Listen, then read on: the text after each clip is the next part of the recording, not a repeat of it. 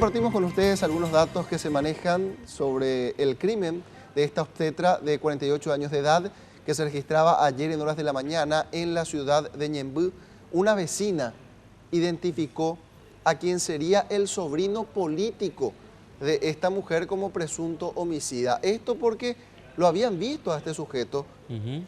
cuando ocurrió o minutos antes de que ocurriera el hecho. Y lo llamativo y anecdótico es que este mismo adolescente, que no tiene más de 16 años, en todo momento estuvo acompañando a la comitiva policial fiscal que se encargaba de investigar este hecho criminal. Claro, recordemos que esta mujer, obstetra de 48 años, fue asesinada de varias puñaladas y precisamente como acabas de mencionar,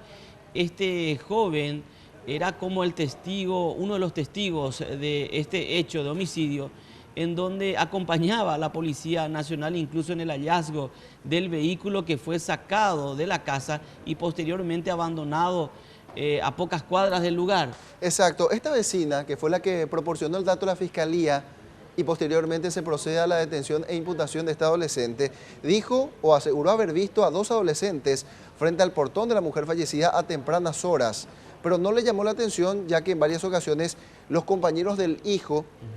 de Romualda, que es el nombre de la fallecida, Romualda Cáceres Moreno, solían ir a la casa a esa hora para luego acompañarlo al colegio. Asimismo sucedió,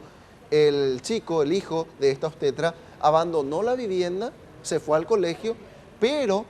entre las personas que estaban en los alrededores del domicilio de la mujer fallecida estaba este adolescente presunto sobrino político. Y es más, lo que llama la atención